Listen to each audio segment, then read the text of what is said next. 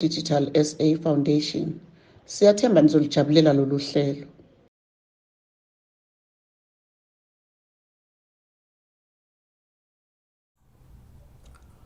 Sanibonani bafundi ba grade 12, ngiyanibingelela kulesithathu ntambama okhulumayo uMr SW Zondi. Namhlanje bafundi ba grade 12 sizobukezela umsebenzi esiqale ngeviki edlule okuwumsebenzi i-probability, kodwa sibuka i-subtopic counting principle okuwumsebenzi waka grade 12. Uzokhumbula mfundo wa grade 12 ukuthi emavikini adlule sibuke i-probability kusukela kwibanga le-11 kwaze kwaba yibanga le-12 oku grade 12. Namhlanje bafundi ba grade 12 sibuka ke ingxenye yaka grade 12 esibiza ngokuthi it's a counting principle. Ngeviki edlule ke siyenzile ke i-introduction ye counting principle ukuthi sikhuluma ngani uma sikhuluma nge-counting principle, noma lokho abakubiza ngokuthi it's a fundamental counting principle. I-fundamental counting principle ke inama rules ahlukene. Rule number 1 ilo esakhuluma ngawo ngeviki edlule ukuthi if one operation can be done in m ways and the second operation can be done in n ways, then the total possible number of different ways in which both operation can be done is m multiplied by n. Lokhu bafundi ba grade 12 uma ufuna ukuchaza kahle ungachaza ngelanguage esathi tree diagram, ukuthi uma kuwukuthi uSipho unezicathulo, angeke ngithi nje unamabhlukwe ama-pants awu-3 bese eba nama-shirts awu-2, bese sithi zingaki indlela zokugqoka zikaSipho, noma singathi in how many ways uSipho angagqoka indlela angagqoka ngazo.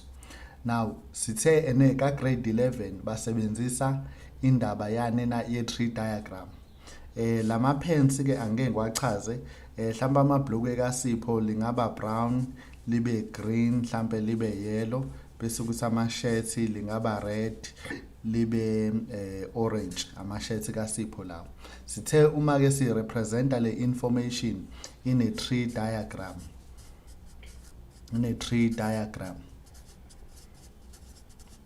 sithe lokhu ungarepresenta 1 sikhuluma ngamabhlukwe, ibhlukwe eli-blue, eli-green, eli-yellow, bese kuthi uSipho usengagqoka ke megqoka agqoke ibhlukwe eli-blue aligqoke neshirt eli-red, noma agqoke ibhlukwe eli-blue aligqoke neshirt elinjani eli-orange.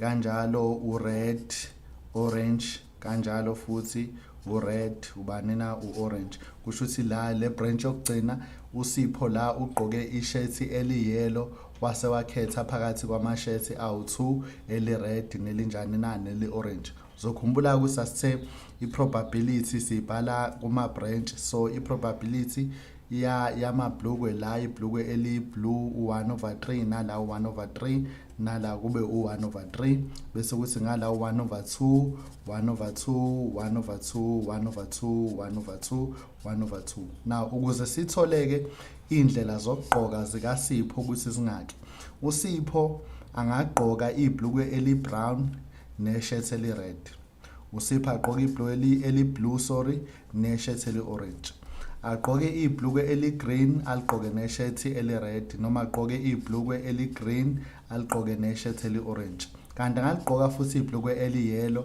kodwa aligqoke neshirt eli-red, bese egqoka i-shirt eli-yellow futhi aligqoke ibhlukwe eli-yellow aligqoke neshirt elinjani na eli-orange. Now uma sibheka ke ama-outcomes ethu mangama outcomes la, this is 1 2 3 4 5 6. So kusho ukuthi indlela zokugqoka uSipho angagqoka ngazo zingake nazo u6. Now le nto besikhuluma ngayo last week, sikhuluma ngendaba ye-tree diagram ukuthi i-tree diagram uma ukube mhlambe sithi uSipho amabhluka abe u5, ama-shirts mhlambe abe u6, and sekufanele le information le sirepresente kwi-tree diagram. Sathi leyo nto i-structure sethu se-tree diagram singagcina sigcwale iphepha lonke, sigcine singakwazanga ukubona kahle ukuthi yini esiyenzayo. Ingakho ke sathi ke si-introduce indaba yani na i-accounting principle okuyi-fundamental counting principle. Le ethi ke i-fundamental counting principle ithi ke uma kunendlela if one operation can be done in m ways, makunendlela ongayenza in m ways, bese uba nendlela yesibili and the second operation that can be done in n ways, then bese ithi i-total possible outcomes yaleyo nto ingaba u-m multiply by n. Kusho ukuthini ke kulento esikhuluma ngayo ke sengirefer kule example ebengikhuluma ngayo yama-shirts nani na awu2 namabhluku amangake na awu3. Kusho ukuthi into ebesingayenza la i-operation enginayo la ngine-operation yani na yama-pants versus i-operation yani na i-operation yama-shirts shirts. So i-operation ke yamalokhuzana yama-pants sithi u-m multiply by n. Abe mangake ke ama-pants ethu abe u3 multiply by 2 okusinikeza bani na u6. Kusho ukuthi kungasinikeza indlela engake na ezu6 ways, 6 ways indlela uSipho anjani na angaqoka ngazo. So siyabona ukuthi i-counting principle ikwenze kwalula kakhulu. Mhlambe enye example esingayibuka ile example ebhaliwe la kuthiwa a meal can be made up as follow. Nansi i-meal yethu sine choice la yani choice 1 sine meat no fish and fish or chicken. Bese sizoba ne-mash nama-chips ne-baked potato ne-rice or vegetable. Uma ke sibheka ke kuthiwa zingaki ke indlela in how many different meals can be made using these choices. Kusho ukuthi zingangaki indlela zane na noma zingaki noma singathi mangaki kungaki ukudla ongachuza kukona kulokudla lokho okunikeziwe la. Right, asike sibheke ke uchoice number 1 unezinto engaki na ezu3. Kusho ukuthi u3 uchoice 1 loyo, bese kuzothi uchoice 2 yena unezinto engaki mashed potato, mash, chips, baked potato, rice or vegetable. Kusho ukuthi ku5, kusho ukuthi u5. So meaning i-counting principle yethu izongena kanjani la, izothi m multiply by n okusho ukuthi kuzobe ku3 multiply by 5 bese sithola bani na u15. Kusho ukuthi indlela angadla ngazo umuntu uma echuza kulama choices okudla awanikeziwe zingaki na zo15, noma kusho ukuthi umuntu angakhetha kuma meals amangaki na awu15. So i-counting principle isenza lezi zinto zibe lula. Khumbula ke ukuthi le information le ngingaphinde futhi ngirepresente kwini na kwi-tree diagram. Kodwa ke ikakhulukazi ke namhlanje our main focus ukuthi sibheke indaba yani na i-counting principle. Right. Now uma ke sikhuluma nge-counting principle kubalekile bafundi ba grade 12 ukuthi uunderstande lezi zinto ezilandelayo. Ukuthi uma sikhuluma ngeinamba ziqala ku1 zigcine kubani na ku9, meaning inamba nje sinazo zingake nazo u10, 0 up to 9. Kodwa masikhuluma ngama alphabets noma ama letters, ama alphabets ethu mangaki awu26 bese kuzothi ama vowels mangaki kulo 26 isinayo esikubiza ukuthi ama vowels bese kuzoba ama consonants awu21.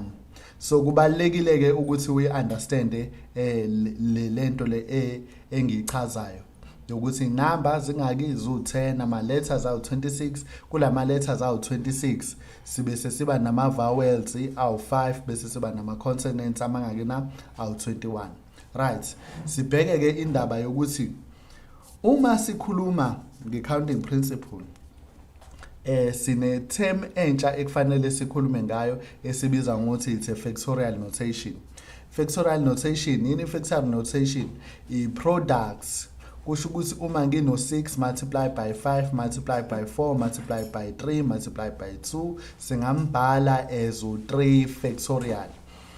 Kusho ukuthi u6 multiplied by 5 multiplied by 4 multiplied by 3 multiplied by 2 multiplied by 1 lokhu sithi kulingana no6 factorial.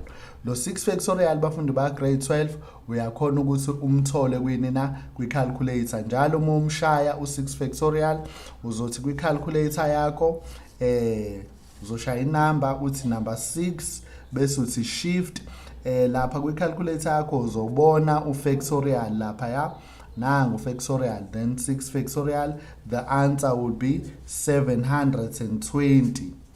720, which is u6 times 5 times 4 times 3 times 1 ulingana no 720 noma mothanda ungamrepresenta as 6 factorial. Right, very important ukuthi u-understand lokho. Right, asike sikhulume ke ngoku-arrange ke manje.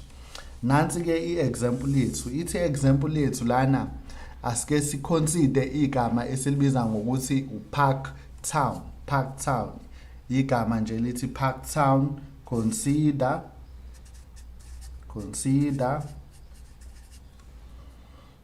Park Town, Park Town. Right, bathini ke ngalo Park Town wethu? Kuthiwa lana, how many possible word arrangement can be made if the letters may not be repeated? Kusho ukuthi uma ngase kuthiwa leli gama leli esiwu-Park Town singala-arrange ngezindlela ezingaki kodwa uma ama-letters sinjani na singawaphindaphindi. Now yini ke ezosisiza ke lana? Indlela yokuqala yokuthi singasebenzisi u-factorial. Right, asike sibale ukuthi igama elithi Park Town linama letters amangaki? 1 2 3 4 5 6 7 8 linama letters awu8. Kusho ukuthi I'm writing 1 2 3 4 5 6 7 8. Kusho ukuthi igama elithi Park Town lingangena kulezi ikhala lezi engiyibekile. Now remember kuthiwe ama letters may not be repeated. Now which means la ngine choice yokuqala la, choice yokuqala la, choice number 1. Kule space lesokuqala ngingakwazi ukuthi ngikhethe emagameni amangaki? Ngingakhetha emagameni amangaki? Awu8.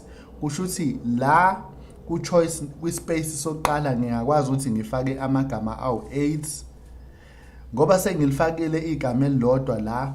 Kusho ukuthi nesengakwazi ukuthi sengisalelwa ama letters amangaki kufanele ngichoose kuona, sengisalelwa ama letters awu7.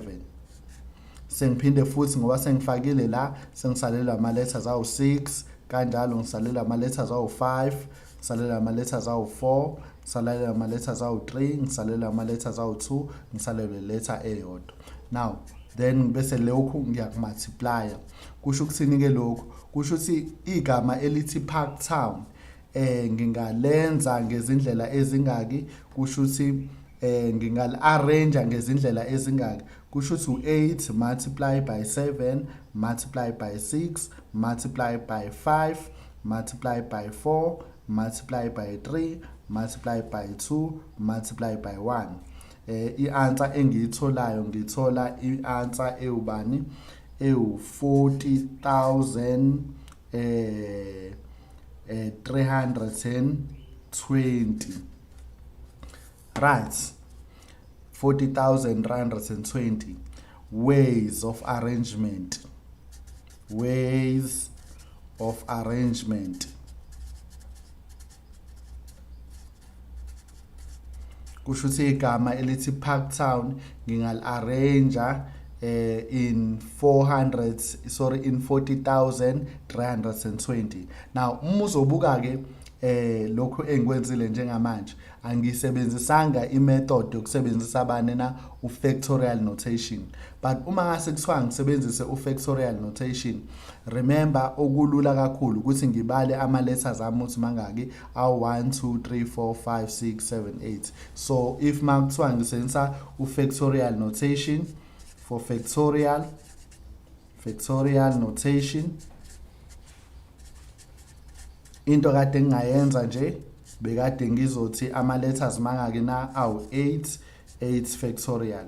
So remember u-8 factorial uyalingana vele no-8 multiplied by 7 multiplied by 6 multiplied by 5 multiplied by 4 multiplied by 3 multiplied by 2 multiplied by 1, and then the answer would be 40,320. So kusho ukuthi igama elithi Parktown uma kuthiwa angili-arrange kodwa uma ama-letters ngingawa-repeat ngingal-arrange in 40,320. Now kubalulekile ke bafundi ba grade 12 ukuthi njalo uma ufunda i-question we understand la kune-condition ebhaliwe. I-condition ubona ngokuthi kube negama elithi if. Uma ufunda nje la kusukela la kuthiwa if letters may not be repeated, which means la sekune-condition kule question, if letters may not be repeated.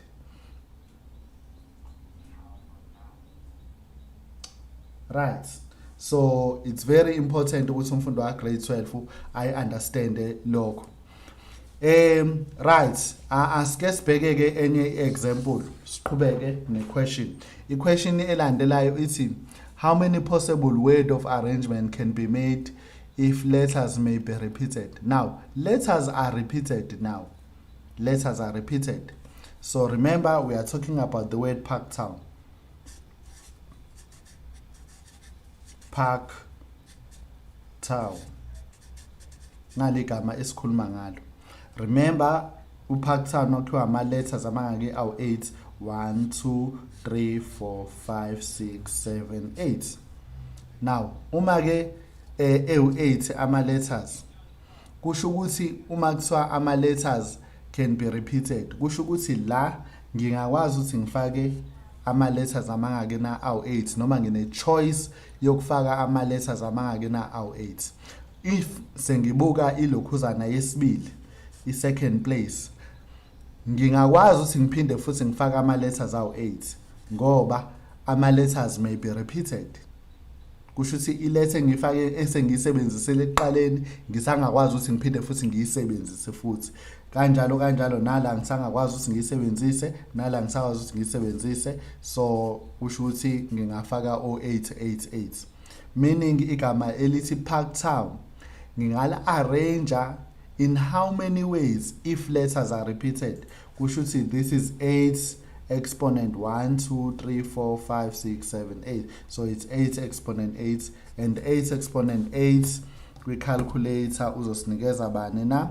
This is 8 exponent 8 usinikeza 167 million 772,016. So igama elithi Parktown singali-arrange ngalezi ndlela lezi uma kuwukuthi ama-letters may be repeated. Very important again ngoba kuno if lapha, it means kune condition ekhona. Right, asike sibuke number 3. Number 3 uthi in how many ways can 6 different people be seated in the first 6 seats in a movie theater? Now you can think of this, let's say labantu laba sithi bawu-6 nje, mhlawumbe singabaqamba sithi bekwamantombazane awu-3, girl 1, girl 2, girl 3. Bese siba nabafana uboy 1, boy 2, boy 3. Now labantu laba bafuna ukuyobuka i-movie kwi-theater.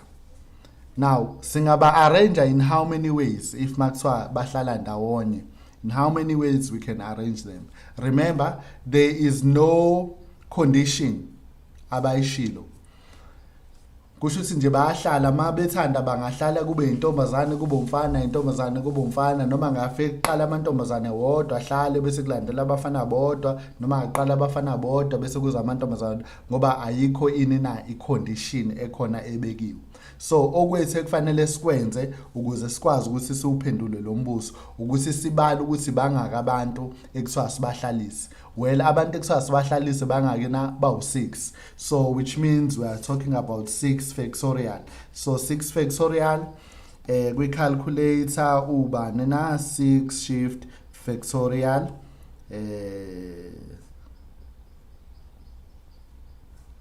6 factorial 6 shift factorial, the answer is 720. So meaning abantu abawu6 bangahlala in how many ways? Bangahlala in 720 ways. If kungena condition, let me repeat here, there is no condition. No condition. Why ngeke condition la? It's because i-condition uzobona ngokuthi kufakwe igama. Once kwathiwa kune condition, for condition we use the word if. Igama nje lithi if lisho ukuthi sekune condition ekhona. So if mabengalifanga igama lithi if, which means there is no condition, abantu nje bayayihlalela. Right. Asike sibukeke i-next question. Now, asibuke urule number 2. Urule number 2 uthi ke the number of arrangements of n different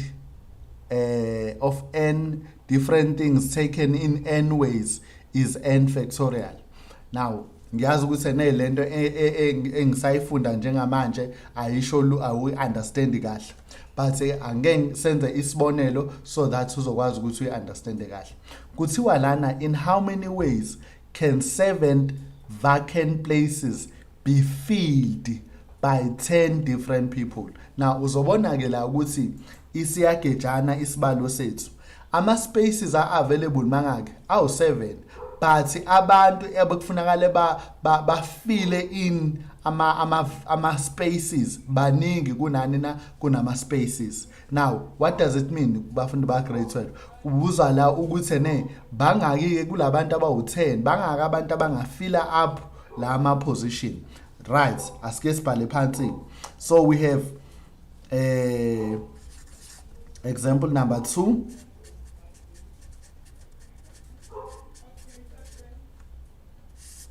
La sinama vacant spaces amangaki awu7. 1 2 3 4 5 6 7 spaces. But abantu, we have abantu abangaki 10 people. So abantu abawu10 bawafilisha kanjani ama spaces amangaki na awu10? Think about it. Mhlawumbe usuyi-HR manager fanele uqashe abantu. Omunye uthe eclassini lami singafanele senze ama interviews. Uma laba abanye bawu3 befeyila kusho ukuthi laba bawu7 bayakhona ukungena. But kule case le asikhuluma indaba ye-interview, say bonke labantu abalaba iphasile i-interview. So we need to fill them kulama spaces. Singabafila kanjani ke?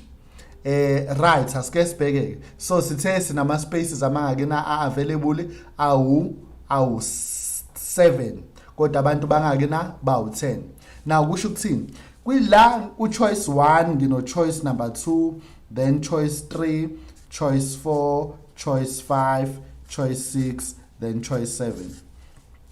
Now kusho ukuthi kule space sokuqala any of these 10 people can fill this space. Any of these 10 people. Kusho ukuthi la kungakwazi ukuthi kungangena noma abantu abangaka abantu abangena la abawu10. Remember, I'm only checking one person. Kusho ukuthi kwi position yokuqala ye vacant space ngingasikwazi ukuthi ngikhethe kubantu abangakena abawu10. But kwi second option angisakwazi manje ukuthi ngikhethe kubantu abawu-10 because already one person has filled i-vacant yokuqala. Kusho ukuthi manje sengingakwazi ukuthi ngikhethe kubantu abangaki na abawu-9. Sebengenile abantu abawu-2 kuma-spaces manje. Kusho ukuthi kule space sesithathu ngingakwazi ukuthi le position yala ingakwazi ukuthi ifillwe abantu abangaki na abawu-8.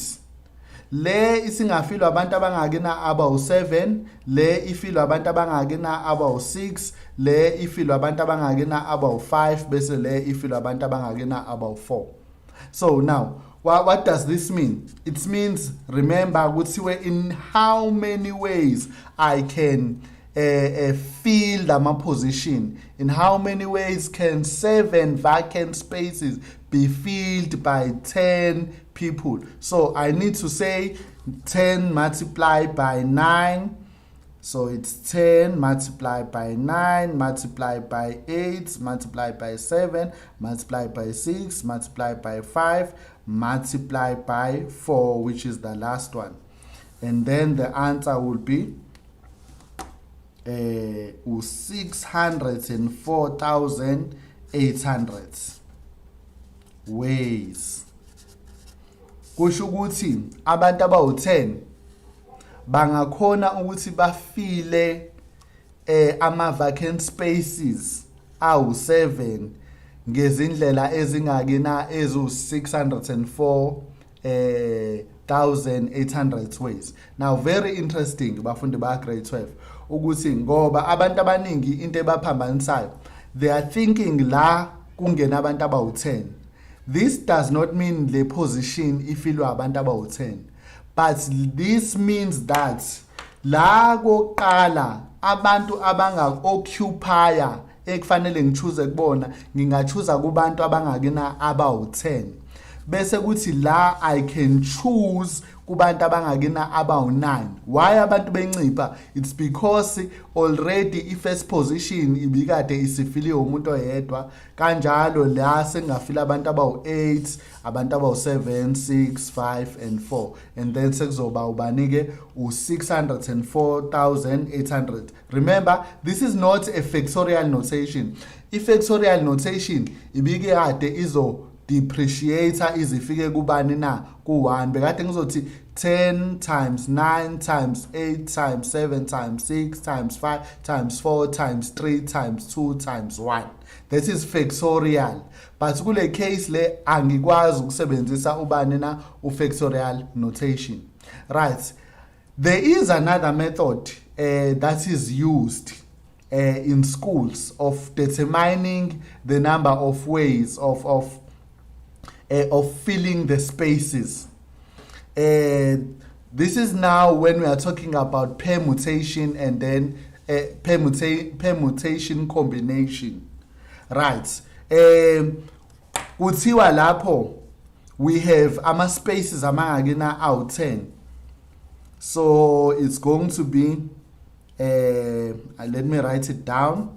So kuzoba u10 times 8, 9 times 8 times 7 times 6 times 5 times 4 times 3 times 2 times 1 divided by, then ama spaces akhona, ama vacant spaces are 7. So it's going to be 7. Let me see. 7 times 6 times 5 times 4. No. Let me drop it. But there is a method where you can use they call it permutation combination. Permutation combination. Right. Askedlule. Kuthiwa lana asiconsider igama elithi lovers. Lovers. Consider lovers.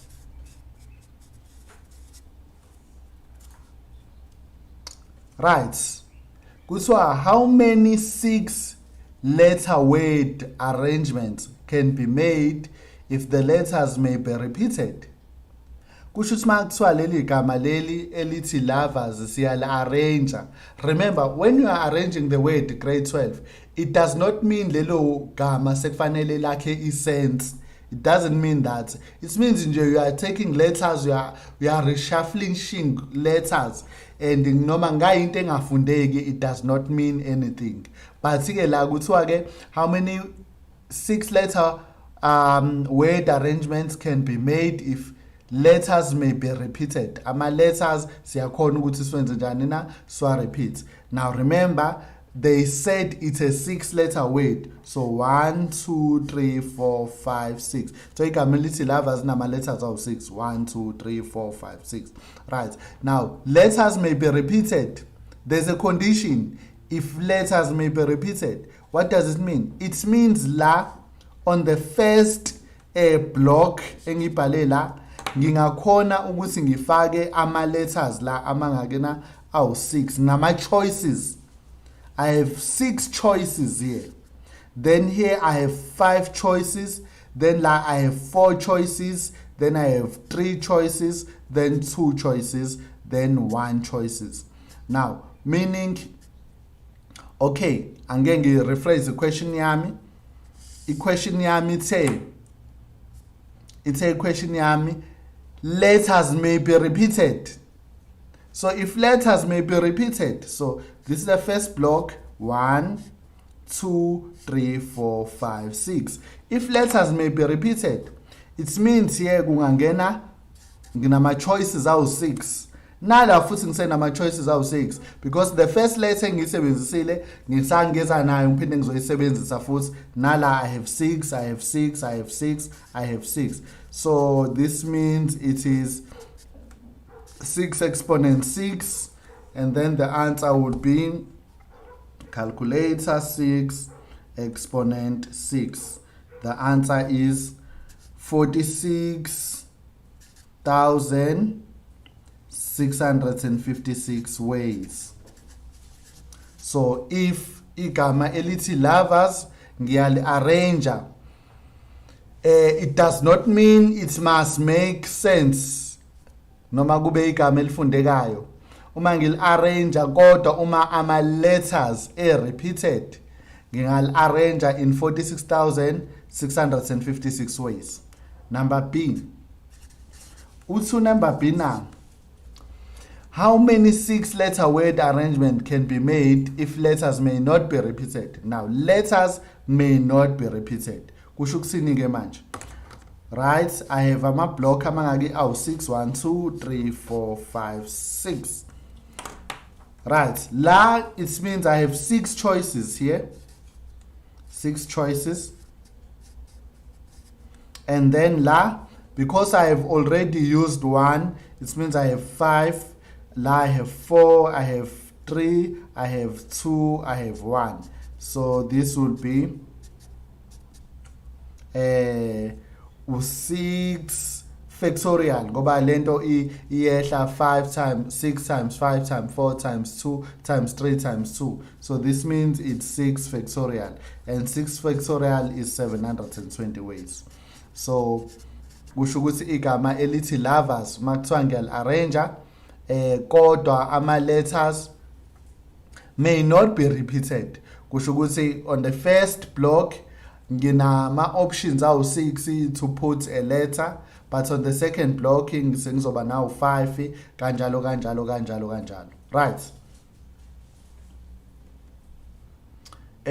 Next question ithi, how many 4-letter word arrangements can be made if letters may not be repeated? Remember, we are still talking about the word lovers. Now, kuthiwa in how many 4-letter word? Now, this word, we are only taking 4 letters now. So 1, 2, 3, 4. So it means we have 4 spaces now.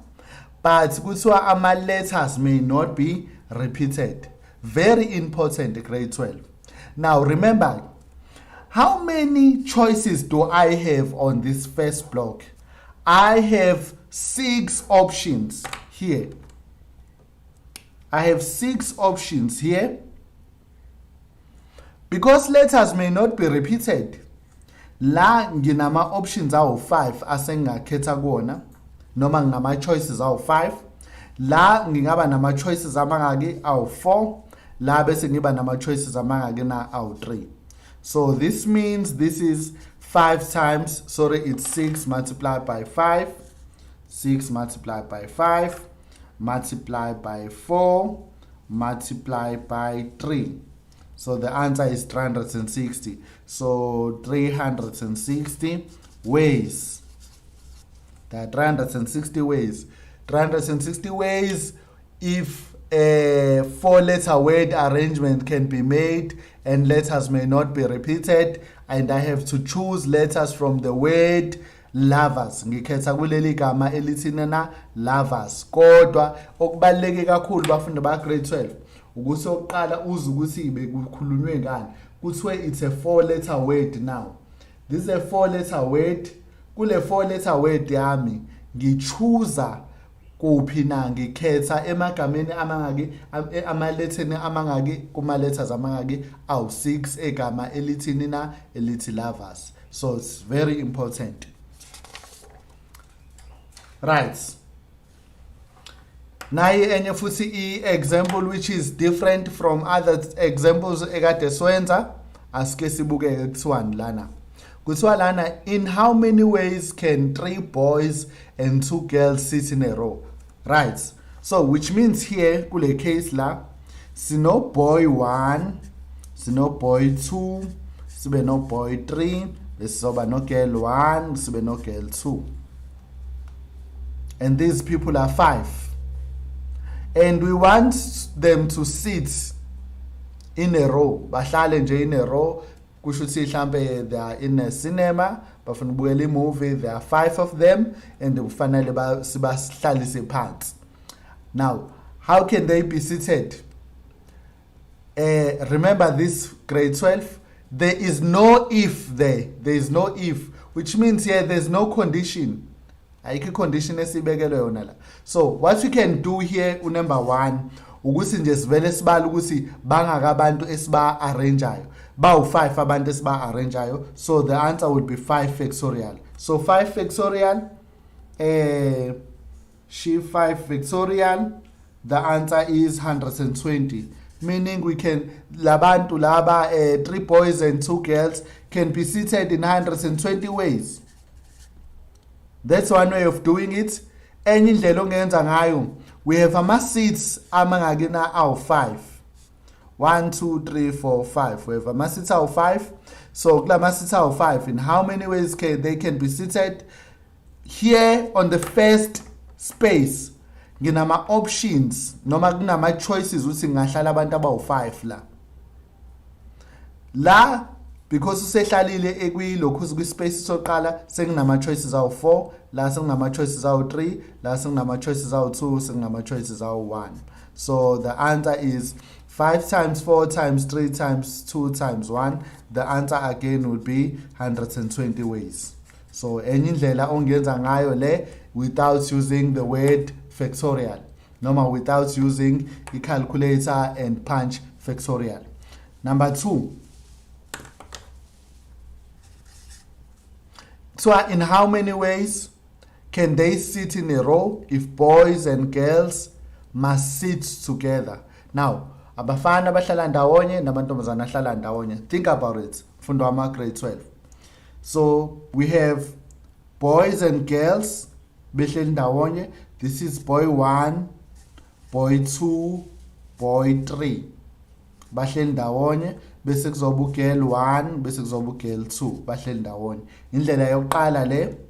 Esibili enye indlela esingenza ngayo ukuthi bahlale ngayo eyokuthi kube uboy, kube ugirl 1 no girl 2 bese kuzoba uboy 1 no boy 2 then no boy 3. So izona indlela abangahlala ngayo, they can be seated together. Now, which means la kune condition esibekelwe la. There's a condition. Now, i-condition ke yala ithini? Ithi once kwathiwa they sit together. They sit together. Very important. if make kwathiwa izinto zihlaliswe ndawonye, we then say siyithatha njengelokhuzana njenge item eyodwa, meaning njengamanje la nginama items amangaki manje awu2. So if I have 3 boys and 2 girls, 3 boys and 2 girls, which means la sengingasho ukuthi abantu enginabo manje, because kuthiwe lana in how many ways they can sit together in a row, if boy and girls must sit together, amantombazana ahlala wodwa bafana ndawonye. So it means this will be 2 factorial. U2 factorial o1 ukuthi ngingaka-arrange ngale ndlela le, kuqala amantombazana abafana ngala kuza amantombazane, noma bese kuza endlela yesibili ukuthi qala amantombazane bese kuza inina abafana. That is 2 factorial. Now multiply by amafana laba, we can still arrange abafana laba. Kusho ukuthi kungaqala uboy 1 kuze ugirl, uboy 2 kuze uboy 3, noma ngaqala uboy 2 kuze uboy 1 kuze uboy 3. Kusho ukuthi ne sesizobuka laba manje, fike saqale sabuka laba buba u2, sathi 2 factorial. Sesibuka laba ukuthi laba bebodwa ngingaba arrange in 3 factorial ways. Multiply by, sengibuka laba futhi amantombazane laba ukuthi nabo ngingaba arrange in what, in 2 factorial ways. So the answer would be 2 factorial multiply by 2 factorial multiply by 3 factorial multiply by 2 factorial. The answer is 24 ways. So meaning, uma kuthiwa ene, in how many ways can they sit together in a row if boy and girl, boy and his girl must sit together? We should see they can sit in 24 ways. Number 3. In how many ways they can sit in a row if boys and girls are to sit together? All right. Let's go back to the question start again njengamanje, because I think kukhona into esifeyile ukuyifunda laphana. Kuthiwa laphana, in how many ways they can sit in a row if boy and his girl friend must sit together. Right. Kusho ukuthi konke simise out lapho. Kusho ukuthi umfana la uhleli nani na ne girlfriend yakhe. Now, let's make sense ke la. So remember, we are talking about boy 1, boy 2, boy 3. And they have girl 1 and then girl 2. Now, uma kuthiwa ke abahlale ke umfana ahlale ne girlfriend yakhe. It means I have boy 1 no girl 1 behleli ndawonye, bese ngizoba no boy 2 no girl 2 behleli ndawonye, bese kuzoba boy 3. Boy 3, unfortunately, boy 3 akanawo partner. Right. Remember, kuthiwa lana once sathi uma nje sike sathi must be seated together, it means they become one. Kusho ukuthi lo use umuntu omunye no girlfriend yakhe. So it means the number of people we are having now, it's 1, 2, 3. We have 3 people. So this means it's 3 factorial multiply by girl 1 no boy 1 singaba arrange kangaki? Singaba arrange in 2 factorial multiply by 2 factorial. So the answer would be, let me see again. We are saying boy and girl, they are seated, boy and his girlfriend must sit together. So boy and girlfriend bahleli ndawonye. So kuzoba 2 factorial multiplied by 2 or 3 factorial. So it's 3 factorial multiplied by 2 factorial. Then the answer would be 3 factorial multiplied by 2 factorial. The answer is 12 ways. We should say they can see it in 12 ways. Let me repeat this question. La sithi umfana akahlale nani negirlfriend yakhe. So boy and the girl must sit together. So abantu esinabo bawu 3 and then bese kuukuthi uboy no girl singaba arrange kangaki? Singaba arrange kangaki? Kawu 2. Right. Number 3. Number 3 uthi ke in how many ways they can sit in a row if boy and girls are to sit together. So umfana nentombazane bahleli ndawonye. So which means we have boy 1, no boy 2, no boy 3. Bahleli ndawonye. Bese kuzoba girl 1, no girl 2. Bahleli ndawonye. Right. Now kusho sibanga abantu esikhuluma ngabo manje. Sesikhuluma ngabantu abawu 2. Kusho ukuthi 1 njengoba ubuka ama block am lawa, kusho ukuthi I have only 2 people. So it's going to be 2 factorial times lo 2 factorial 1 ukuthi abantu engikhuluma ngabo bangaki manje bawu 2 times what? Sengiyabheka ukuthi abafana laba ngingaba arrange in how many ways? Abafana ngingaba arrange in 3 factorial ways. Multiply by amantombazane nawo ngwa arrange in what? In 2 factorial ways. So the answer will be 24 ways. Kusho ukuthi if makuthiwa umfana abafana bahleli ndawonye namantombazane futhi ahleli ndawonye ngingaba arrange in 24 ways. Right. Number 4. In how many ways can they sit in a row if the boy and girls are to sit alternate?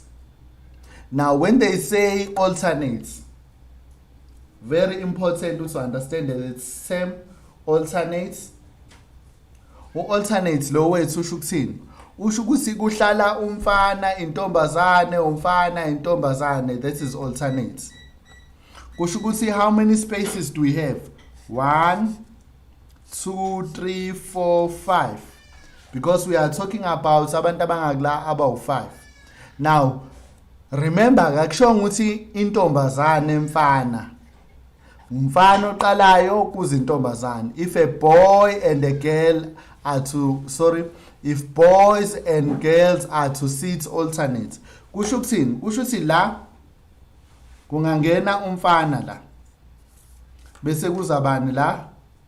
Let me put it here. Uboy, ugirl, uboy, ugirl, uboy. Now, asike sibheke ukuthi kule space lesoqala abafana bangaka abafana nginabo.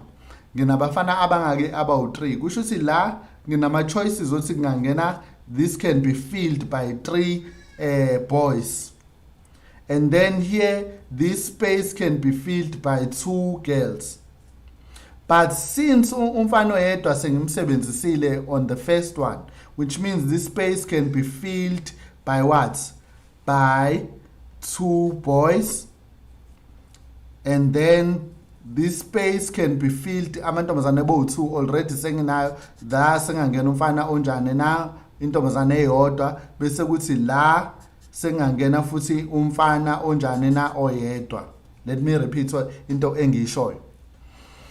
Kuthiwa lana boys and girls are to alternate.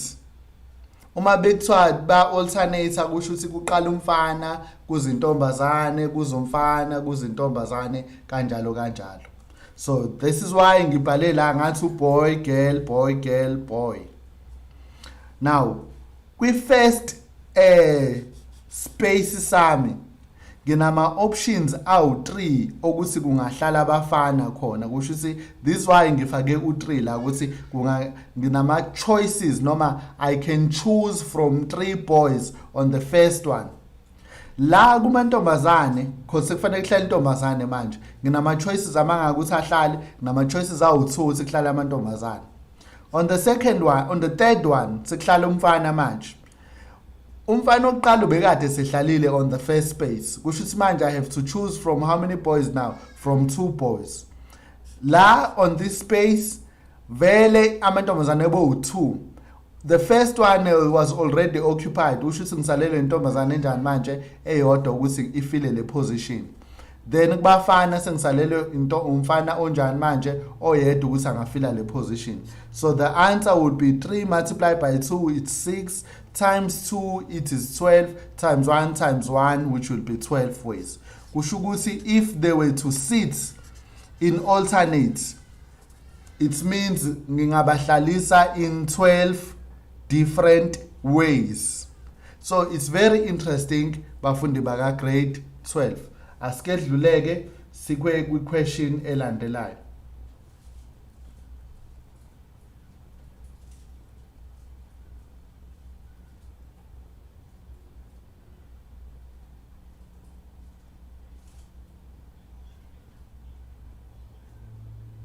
Right,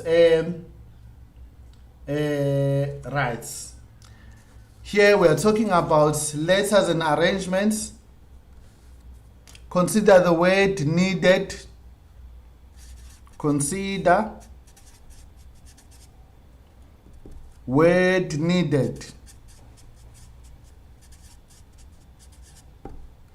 How many words arrangements can be made if the word repeated are treated as different letters? Now, lama letters lawa aphindekile lana kuthiwa swa treated different. So singa leli gama lithi needed singal arrange kangaki. Now, remember ke bafundi ba grade 12. We can just use a factorial notation lana. Kanjani? So balama letters mangaki 1 2 3 4 5 6. So there are 6. So it's going to be 6 factorial. 6 factorial is 720. Can we recheck? 6 factorial. 6 shift factorial. It's 720. So igama elithi needed single arrange in what?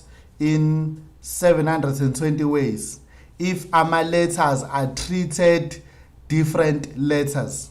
Number 2. In how many words arrangement can be made if the word with this word if the repeated letters are treated identically. Now these letters aphindekile siwa treata identically. Very important. So what we can do, we can say 6 factorial divided by the number of repeated letters. Ama letters which are repeated la u-e.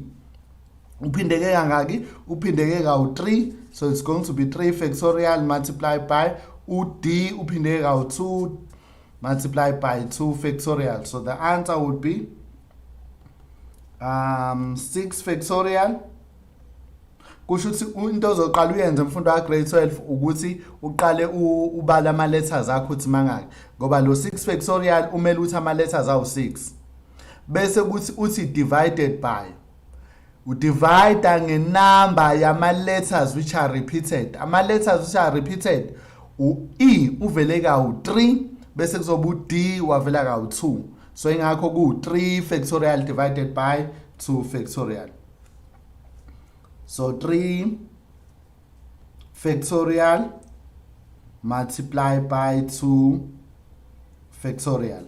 The answer is 60 ways. So which means leli gama leli elithi needed, we can arrange it in 60 ways if ama letters treatwa as identically and senze njani ama letters the letter repeated are treated what? Identically.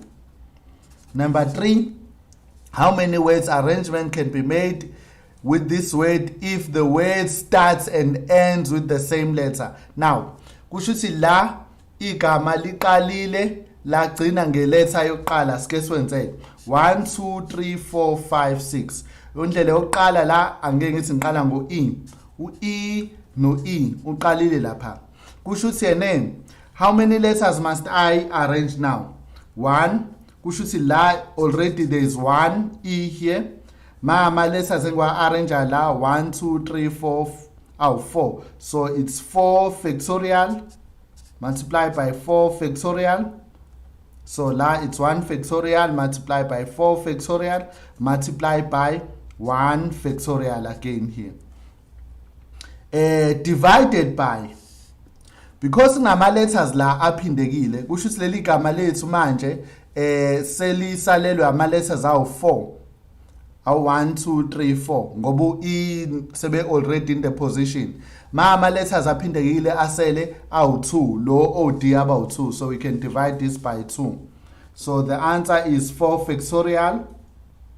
4 factorial divided by 2 factorial.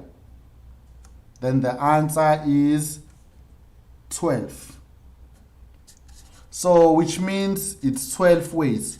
But as case beginning, besikade sisebenzise u-E, sisangakwazi ukuthi futhi sisebenzise 1, 2, 3, 4, 5, 6. So la singafaka u-D manje, siphinde sifake bani na u-D futhi nala. Kusho ukuthi ama letters esiwa-arrange manje futhi mangaki awu4. So la kusho ukuthi u1 factorial ka-D multiplied by 4 factorial multiplied by 1 factorial. Kodwa simdivide how many letters are repeated manje. Ama letters are repeated o E bangaki nabawu 3 factorial. So the answer would be 4 factorial. 4 factorial divided by 3 factorial. The answer is 4. So which means 4 ways. Kusho ukuthi into engayenza nginga-add lo 12 plus 4, then 12 plus 4, which is 16 ways. Kusho ukuthi if makuthiwa ene ngiyawa-arrange lamagama ngiqala start and end with the same letter, ngiqale ngeletha efanayo ngagcina ngeletha efanayo, ngingawa-arrange in 16 ways. Now siyabonga kakhulu ke bafundi ba grade 12. Ilesson yanamhlanje siyethemba ukuthi sophinda sihlangane nani ngeviki elizayo. Sibonga kakhulu ku-Ithala na ku-Go Digital SA. Thank you. Ningakhohlwa ukuthi nisengathokozela ezinye izifundo eziyisithupha kanye nezengeziwe i-Learner Wellness, i-Career Guidance kanye ne-Advanced Program. Hlanganyela nathi kwizifundo ezi-online ku-068 151 1072 noma ku-GoDigi@godigitalsa.today. Siyabonga.